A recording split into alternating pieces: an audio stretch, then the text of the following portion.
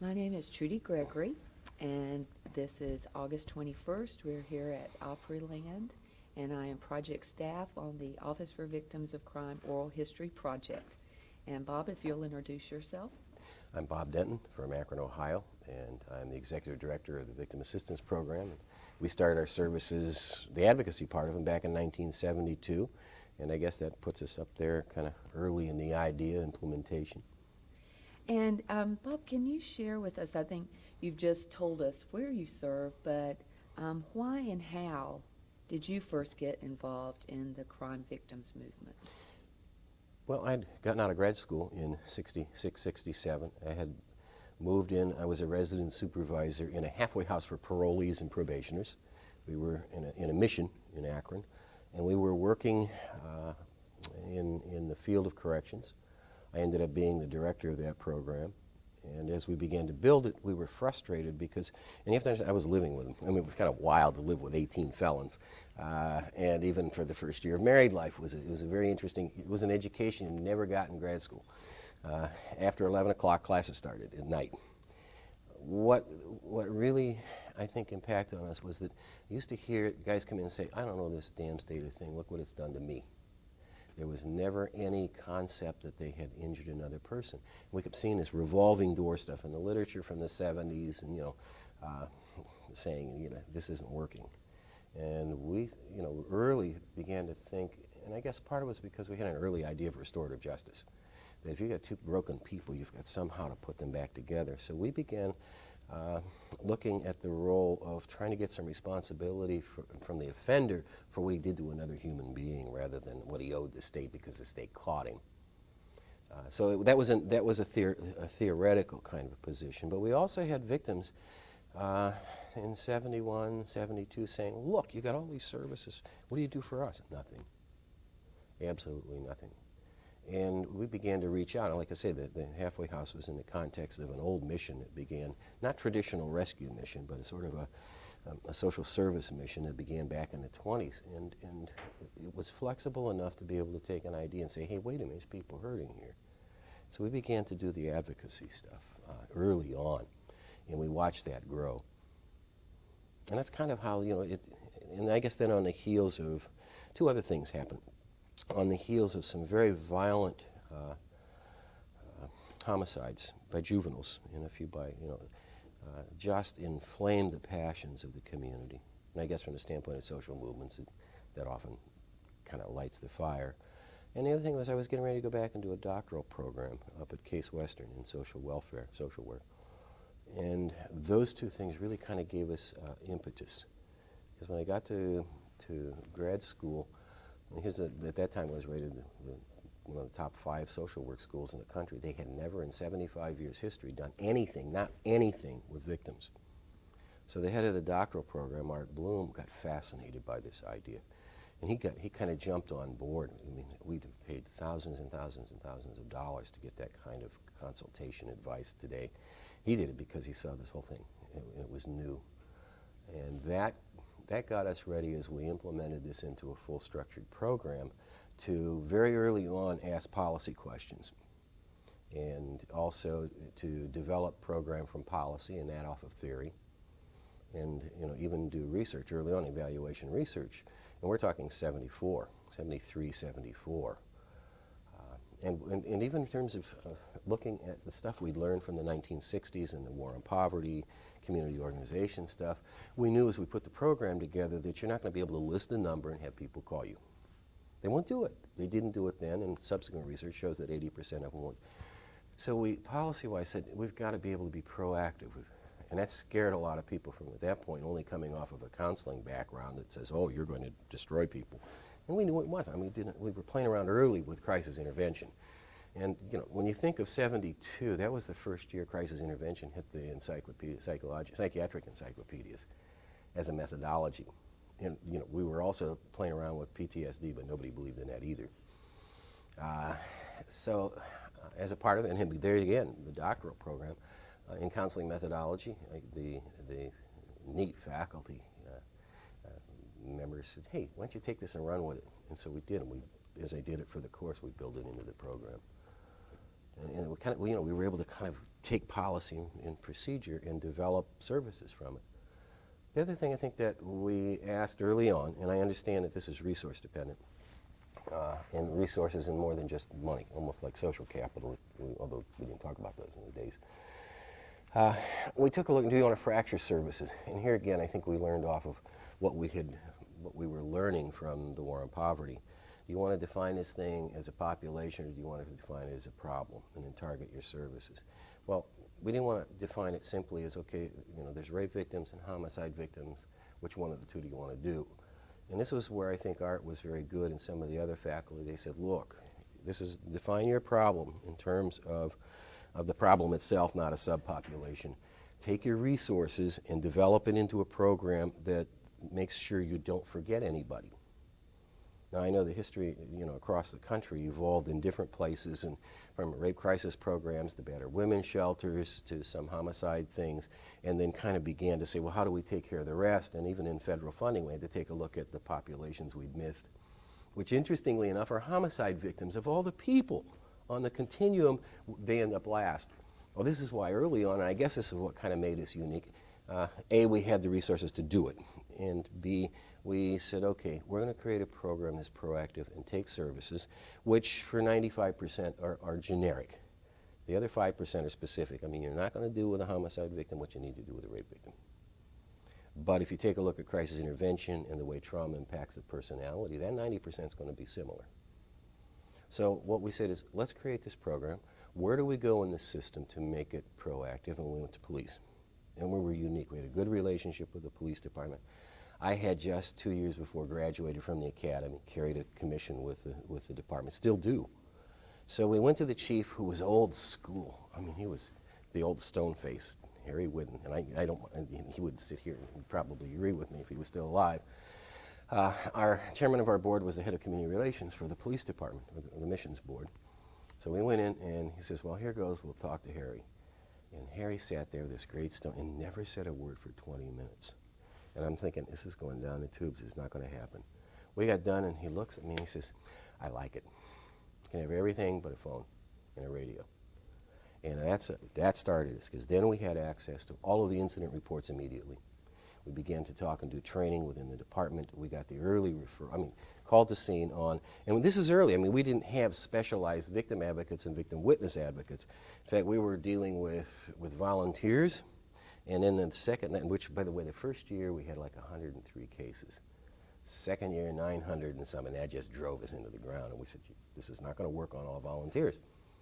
And we had to grow into, okay, how do we get resources? How do we get staff? What's the difference between paid staff and volunteers? And they're worlds apart.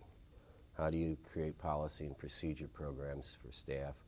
And the liabilities in litigation was much less than there is today.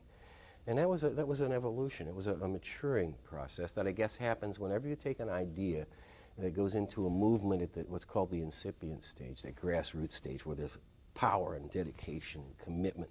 You don't care if it's 3 in the morning or 2 o'clock in the afternoon. You go do what you got to do. And then all of a sudden you're going to hire people who work from 8 to 5. And they argue about whether they should have a half hour or an hour off for lunch. And you're going, wait a minute, something's losing in translation here. But that's what happens when you institutionalize. When the movement moves from incipient stage or grassroots to institutionalization, that's what happens. I mean, they're growing pains, but it has to do it or it dies. I mean, there's probably 1,000 dead movements over the last century or two in the United States. It didn't make it. It didn't get institutionalized. Mm-hmm. Which brought us to look at, the role of status. Your status determines your role, determines your rights, and it determines your access to goods and services. If you don't have status, you don't have a ticket to the game. If you got second-rate status, you're sitting in the bleachers. And what we knew, and again it comes back to from what we got from some of the faculty, you got to create a legal status. If you get it on the books, they may not fund it the same way every year, but it's harder than heck to get it off the books.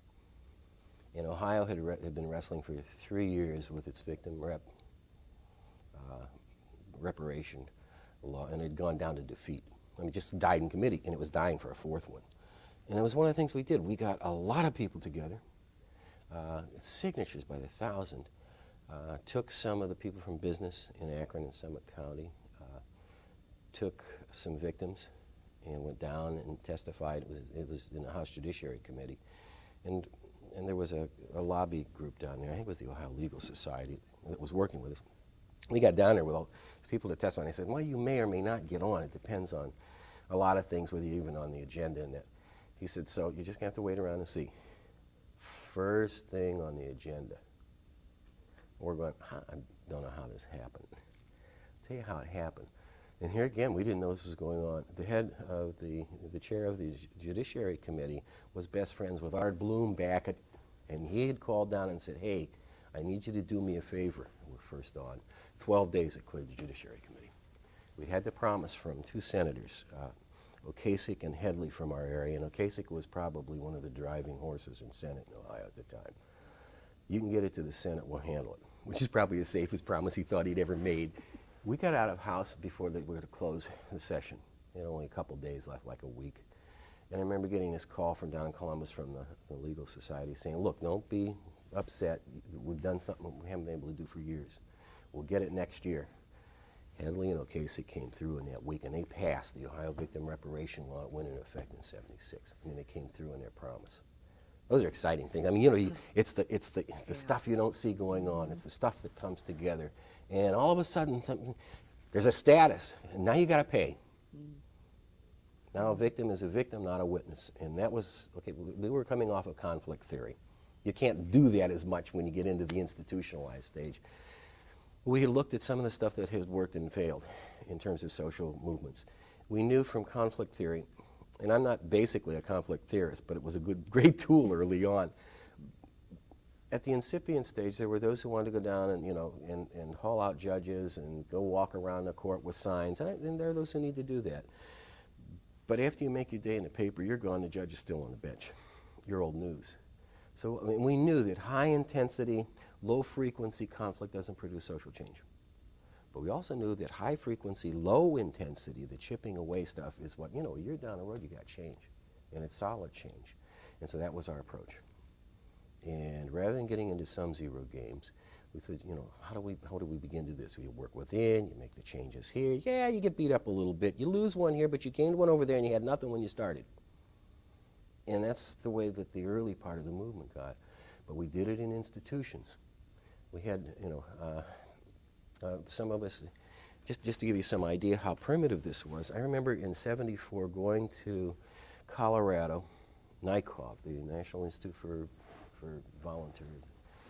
Had this thing on volunteers with victims. There were 19 people at the whole national conference. Only 2 of us were doing services. And this is late in '74, I think December of '74, November, December, somewhere in there. It was the next year that the probation department in Fresno did the big conference. And we had 360-some people there. And a few of us got together and said, you know, we have got to have a structure. And we knew from a lot of the stuff, conflict theory too, but, you know, Kozer's stuff, not the Marxian stuff, that you've got to have a vehicle. You have to have a voice, the ideas. I mean, you have to have the passions, but you have to have somebody to galvanize them, and then you have to have some way to take the message and get that thing to where it needs to be on a consistent basis. And that kind of, about 3 or 4 of us came together and said, you know, we need an organization. That was the birth of NOVA. And I was its founding president.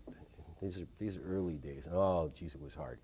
There were all kinds of parties, and you talk about conflict. Everybody was a conflict theorist, even your friends, and they weren't always on the same page, you know. But it worked, and we had I think it would probably after the board was set, although there were a couple other conferences, we even had one at the university. The first real NOVA one was, I think, in Akron in '77, because we'd had the board that had its meeting in '76, and that brought about 400 and some people to the university.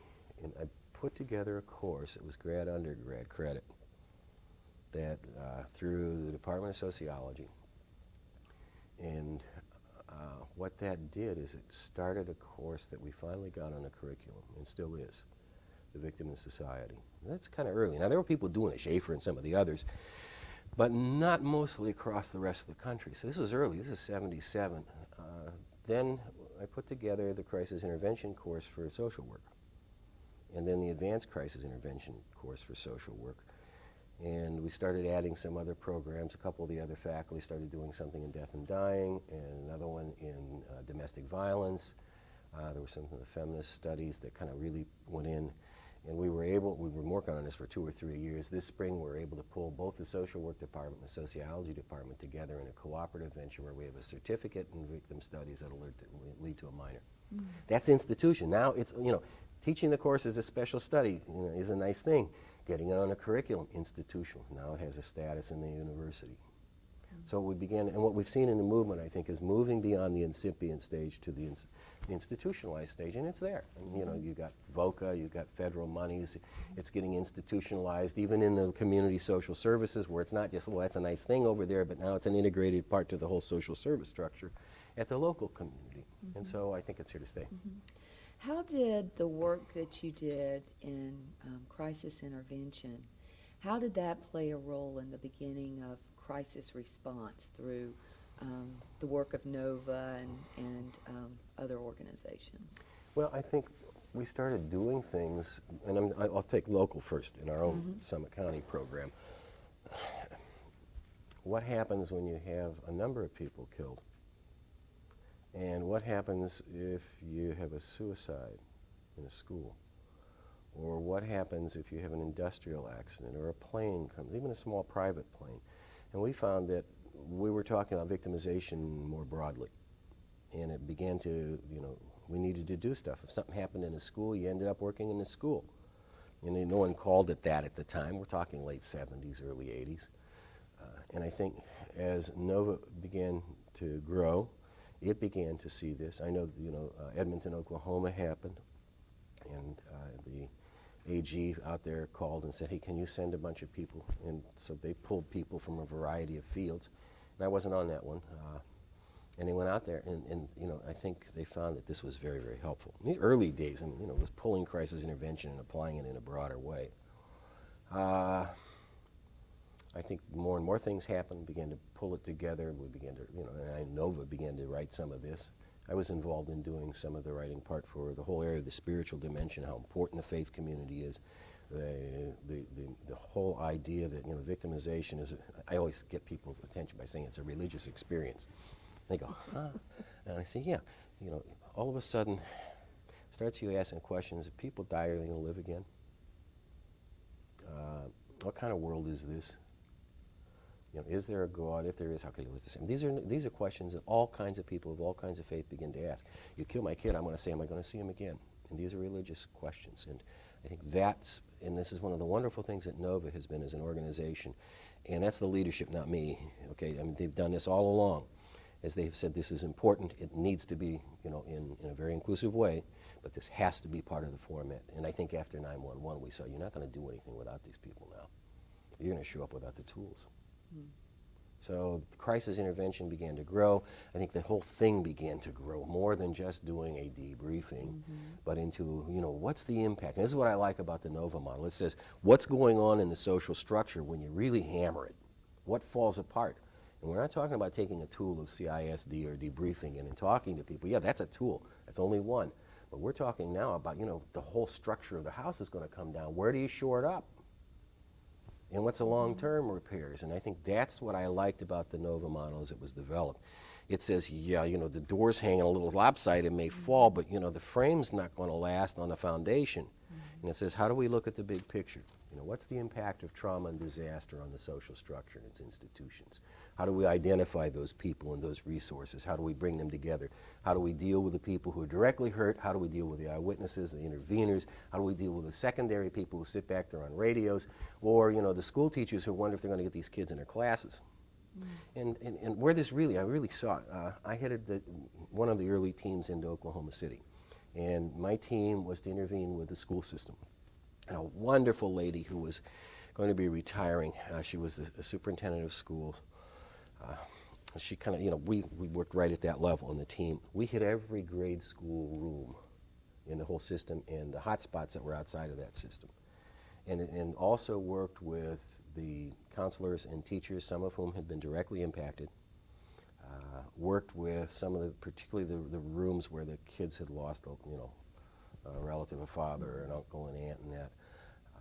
And we worked through that whole thing. And what really was apparent was that the counselors and the teachers and the administrators were saying, how do I handle this?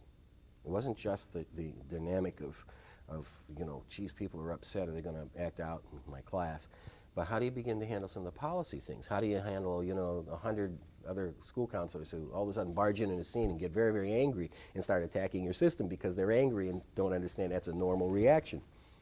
How do you handle questions where, mom's dead, the stepfather hasn't formally adopted, and grandma's going to say, I'm going to pick up my grandkid.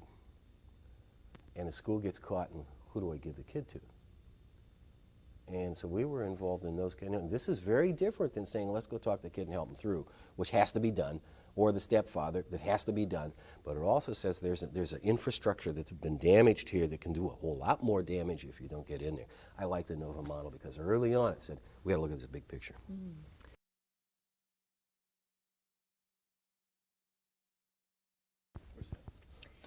Bob, could you describe from your perspective the field of victims' rights and services 30 years ago, including kind of the context of the era, the early 70s? Early 70s, we were coming off of a war on poverty. The schools of social work didn't know whether we wanted or lost it, but thought we'd lost it. We had learned some things in terms of policy and procedure, I think, mainly by what didn't work. Okay? And you can learn a lot from what doesn't work, maybe more than what does. I think the attitude was still, very positivistic from the 60s, particularly in corrections, that if we just do more and more of this, it will work. And I'm not knocking treatment. Treatment works, but certain treatments work for certain people, and some treatments don't work for anybody. And there's a big difference between parceling them out. We were about to see that happen when Martinson's early work said nothing works. He came back, and I know that was, but you wanted a sounding board for the time. And I was in school when that hit, and it divided the entire school of social work that was doing stuff in corrections. Martinson said, hey, here's 200 and some different treatment methodologies. They don't work. Better than prison. Well, that was sobering, okay? And so the Department of Corrections was very, very, put yourself in a correction situation, it's very defensive. The attitude towards victims was not friendly.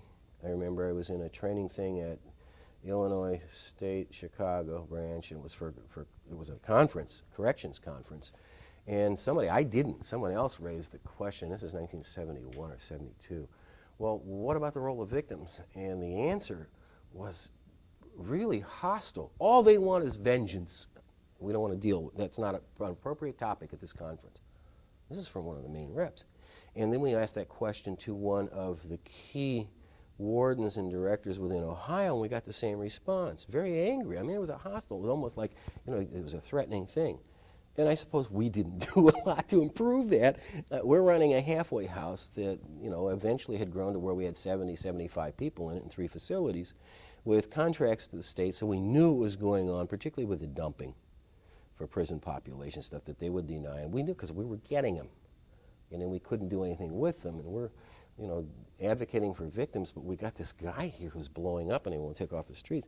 So we started, like I said, we started from a conflict mode, and we started kind of exposing what at that time one of the early programs was called Operation Zero. You will return no person on furlough for any reason. That came from the head of the Department of Corrections, who denied it in the Beacon after it leaked. And we were the ones who leaked it, so you can imagine, and if I were them, I'd have put us out of business too. But they didn't, but we were really beginning to do, when you go to conflict, there's friction, and where there's friction, there's heat, and there was. And we started publishing a lot of stuff in this innocuous, no, it wasn't innocuous.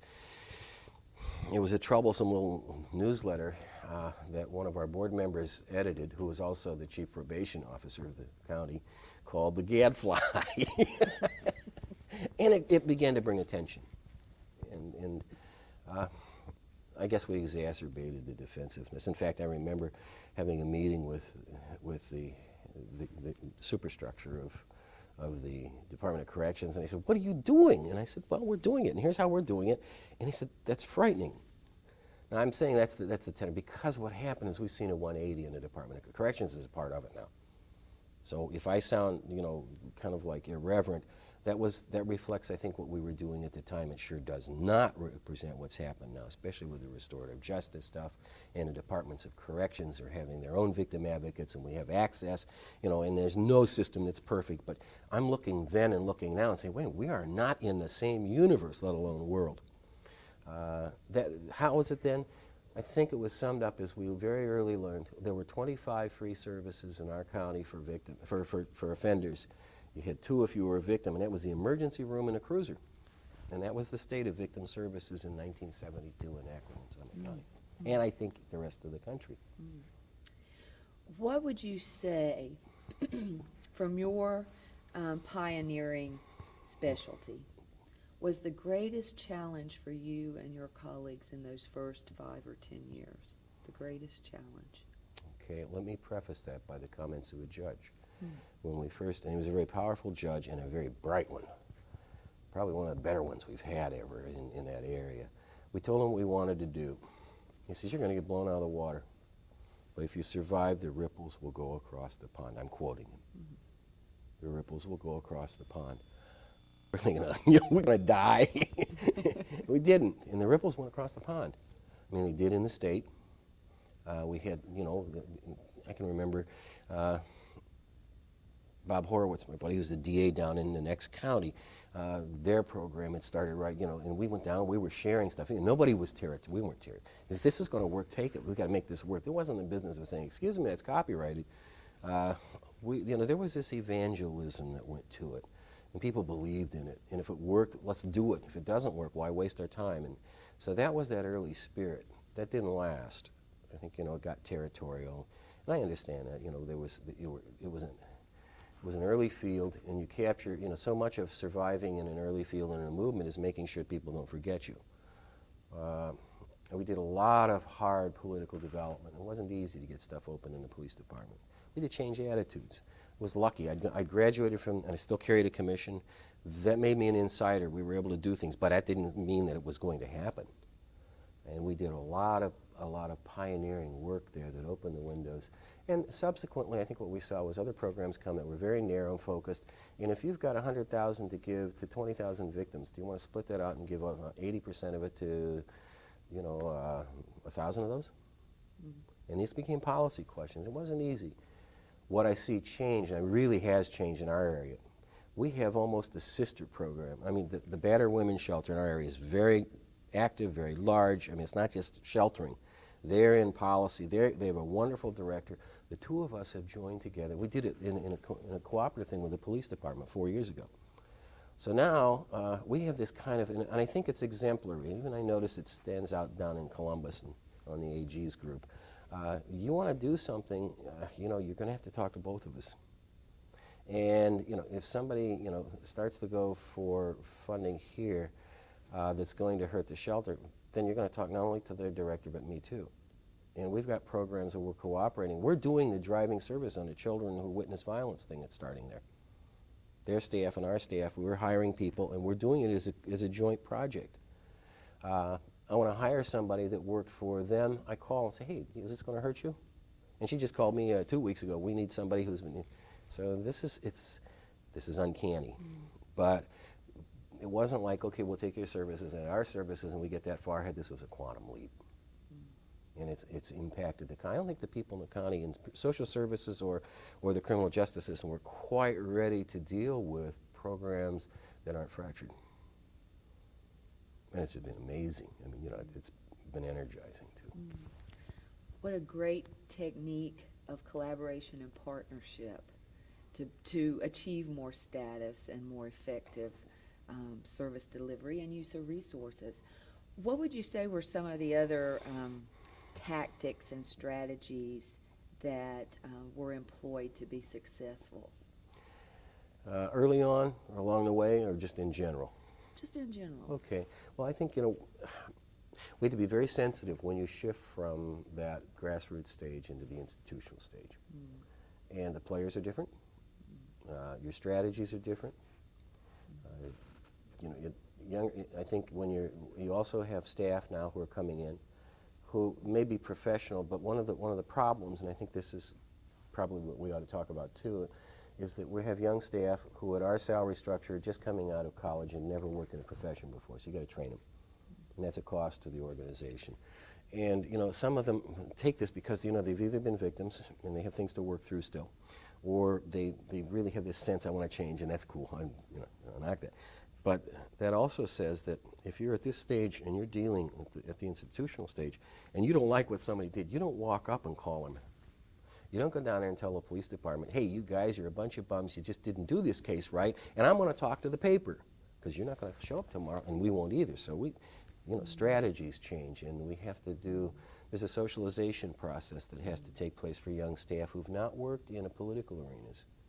And I don't mean political arenas in the sense of Democrat, Republican, or Independent, but the politics that go on within a police department, the politics that go on in a probation parole agency, the politics that go on in the court system, those kinds of things, or within the social service structures, or within the foundations locally. So there's a big learning curve for young staff who don't often have the perspective of it. So strategically, part of ours has had to been, how do you make sure that the people who represent your agency do it? How do you create policy and procedure that says to the victim advocate, you do this? So it's enough to say, yeah, you feel sorry, but don't loan them the money, or don't get over invested. Those are line level things that you want to socialize. But then you have to say, well, the Beacon, our Akron Beacon wants to show up and talk to one of my line staff who's on a homicide, and they start saying stuff. So you have to have the policy, you have to socialize them. Excuse me, you're telling stuff that's probably evidence. Only I will talk to them, or who I designate. So in terms of strategy, there was the normal kind of business strategy, agency strategy of hiring, socializing, developing policy procedure, and kind of patrolling those boundaries that have to be watched, or they can bite you. I think the other thing that happened is we were able to begin to move into other boards and committees within not only our city, but the county and the state. One of the good things that happened, and there's only two of us that were on the Attorney General's Victim Assistance Board that distributes VOCA monies in 1985. I mentioned Bob Horowitz, our DA down in the next county. The two of us have been there since it started in '85. So but we've also seen people come in.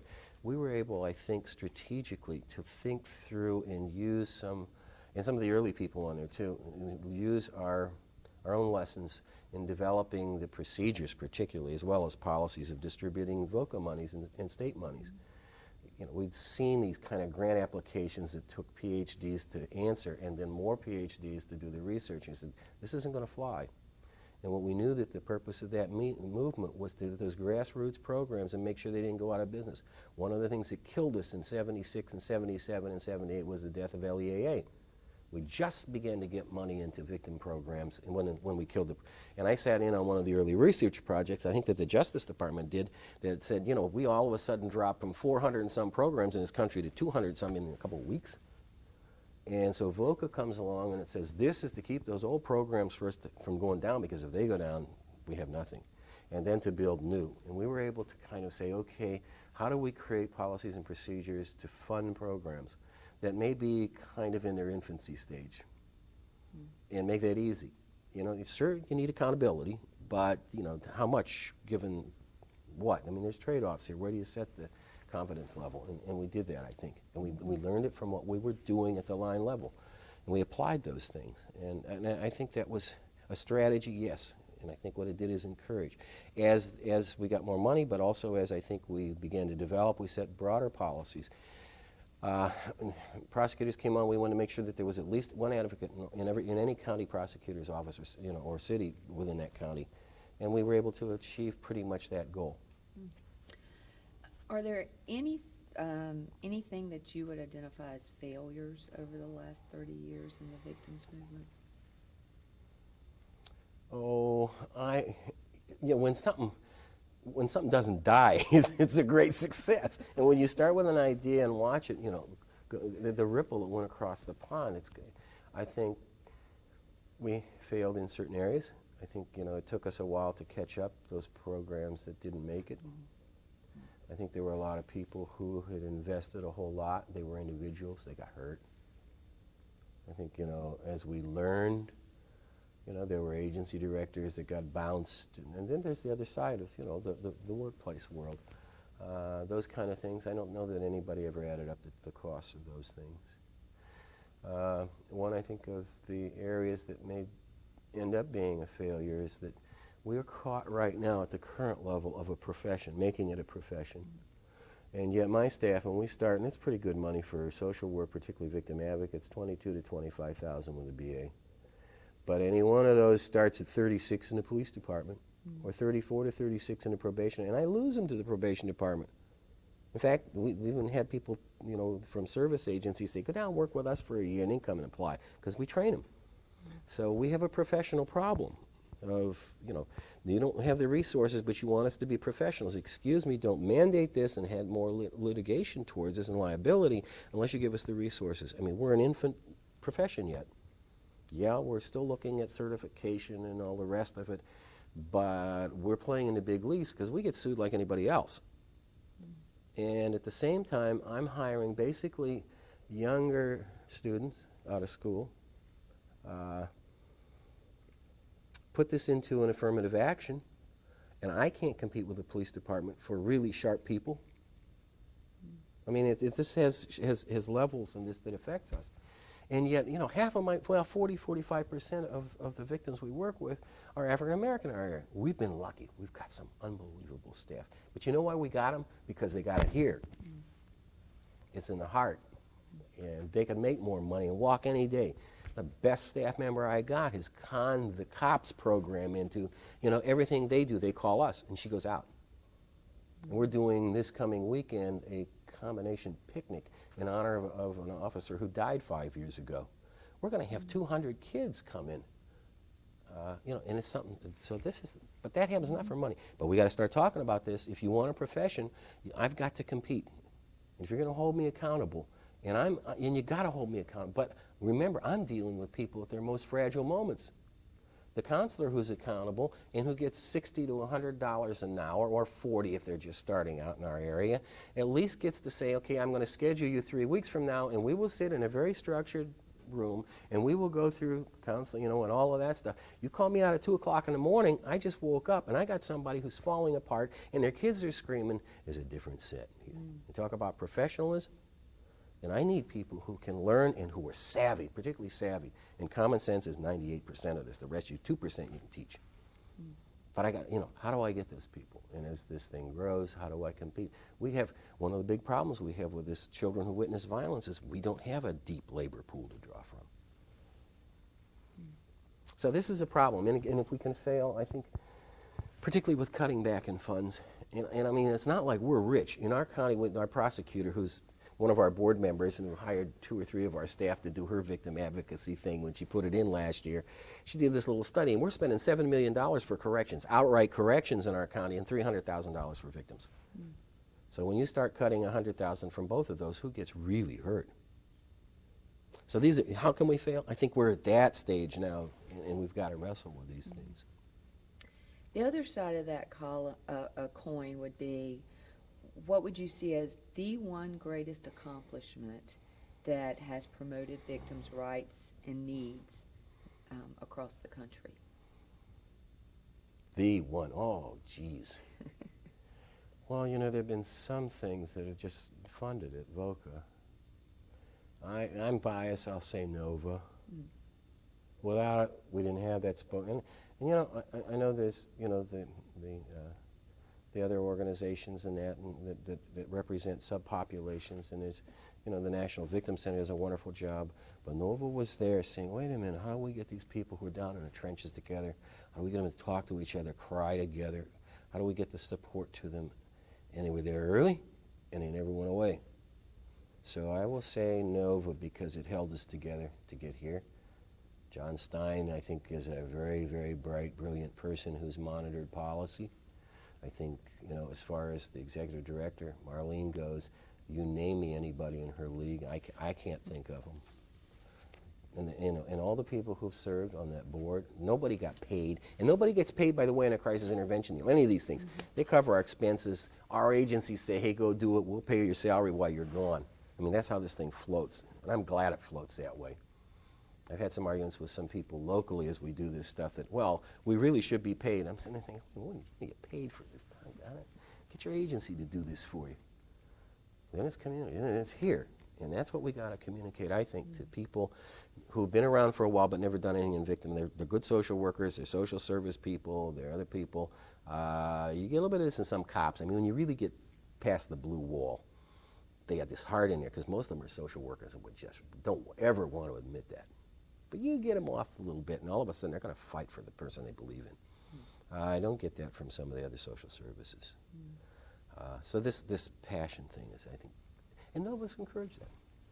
And that really is a good segue to the next thing that we want to have you address, and that is, what advice would you give to professionals and volunteers who've joined our field in the last 5 to 10 years, the newbies that have come in?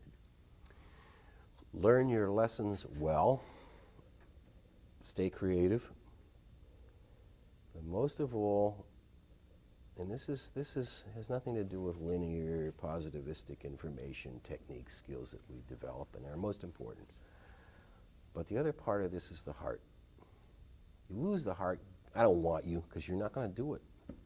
If you're looking for me, okay, I don't want you. Come do my evaluation, yeah, okay.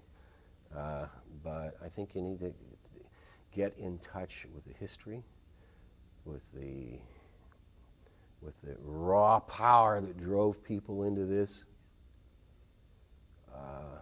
That said, if you sit in a hot tub, and this started very early with other people doing this, they're different. Don't lose that. You lose that, and as far as I'm concerned, we can hire people then. Just get the money and hire them. And then it'll be just like you hire anybody else, and you're going to get that. That's my number one thing, I guess, is so you start with a heart first, and you make sure, that the head is very well schooled. And then you think with your head and you feel with your heart, and you don't screw those two up. What vision, Bob, do you have for the future of our field, for the next 30 years of the crime victims movement? I don't think it's going to go away. It's too well integrated, and that was a success of the movement, becoming institutionalized. Movements go through stages, though, and one of the other, depending whose model you use, is that they become formalized. And when they become formalized, that really touches a little bit what I just said in terms of this heart business. When they become formalized, then you begin into system maintenance. And it's more important that I run my organization. It's more important that we have the staff. It's more important that we look good. It's not as important when you lose the center of victims. And when that happens, it's time for either a revolution or a reform. That's what the next stage is usually. And whether it's revolution, you tear it all down and rebuild it some other way, or reform, you go back and you fix it. You take it back to the roots and you say, man, why are you here? And I'm thinking, and we have to do this. I have to wrestle with this, even as an agency director. And I've got, I think, 17 staff, and all of whom we could use twice as many. I mean, we are really understaffed and underfunded. You can't tell me an agency has 17 staff and runs on a budget of $700,000 and works with, in one way or another, more than 20,000 people a year.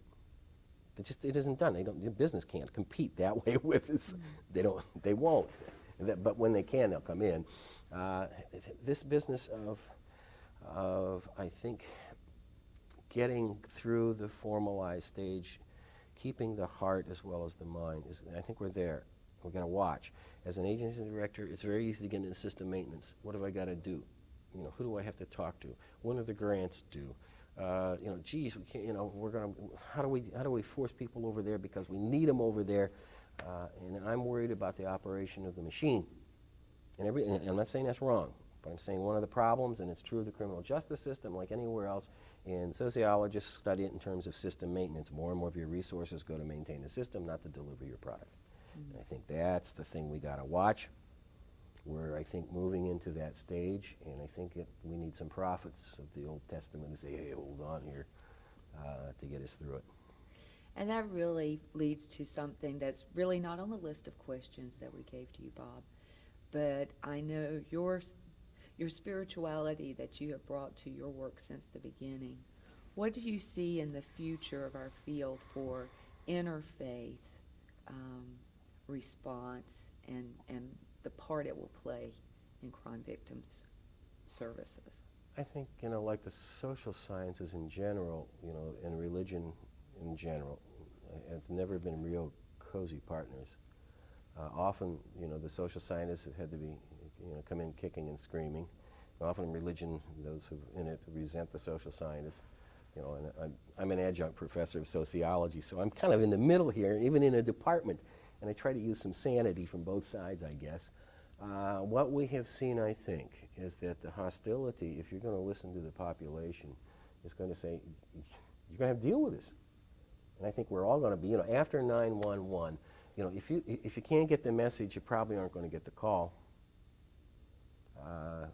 It's not a matter of, and I have a friend who's one of the faculty down at the University of Kentucky, and he started doing some stuff in community development, particularly use of rituals. I mean, he's not a minister, okay? He's one of the faculty. When he began talking about community development and rituals of healing and that, the rest of the department said, hey, wait a minute, we're not going to deal with that stuff. This is a sociology. You still have this, okay? But that sociology department's not going to have much to say to 911. They can't ask those questions. They don't have research questions. They're not going to be invited to the game. So I think what we're talking about now is that the role of spirituality, there's an ethical responsibility. And I'm a licensed independent social worker. I have a code of ethics. And if I went in and based on a bias of mine, someone who let's say I don't like AIDS or people who have them, and I did my thing, but I say, I'm not going to do it. I'm not going to deal with that. I'm not going to help you in those areas because of my biases. I'm in trouble. I'm breaking okay? I probably ought to be given a ticket back. The same thing happens with my attitudes towards spiritual. I'm going to help you with this, this, and this, but I don't believe that religion has it. It's a bunch of hocus pocus. I probably need to get on the bus. You don't belong here anymore because you can't give the people what the occasion demands. I think that's where we're at with spirituality. I think the role of spirituality gets beyond whether I'm a Catholic, Baptist, Jew, or whatever, and it says, okay, there is this dimension, and we have our own, and I have mine. Okay, I'm a Christian. Okay, I'm an ordained minister. I know what but I also know that what I believe has this foundation that we share, and we've got to become allies, not enemies. In fact, one of the things I've learned is never make an enemy out of an ally. We're back to good conflict theory here, because you might need them in the next coalition. But this is one that I think is a broad boundary, and when we talk about spirituality, we are really talking about people's connection to the universe, their role in life. Is there life or death afterwards? It's the old question that Job asked, if a person dies, will they live again? Why did God let them? I mean, these are religious questions. We got to deal with them. And I think the role of spirituality is such that we're not talking about the structure of institutionalized religion, but here's our common ground. To work together, but it's also the common ground that says, hey, I'm not dealing with church and state here. I am really meeting legitimate needs. The Justice Department, I think, has been very wise. They've even funded training for clergy because they understand clergy can screw people up. And smart clergy can really help them. So I think the role of spirituality, after 911, we're not getting the question. It's kind of like crisis intervention. After 911, no one's saying, well, does this work? It's, yeah, did you see? And I think that's where we're at with the issue of spirituality, too. Well, the last question that I'm going to ask, and then you can add whatever you like, is you've mentioned a few names, and I wonder if there may be 2 or 3 people that you see as having impacted the most positively the growth of our movement over the last 30 years. I think we don't, and John's kind of out of visibility. He's over in Japan. John Dusich, very early on.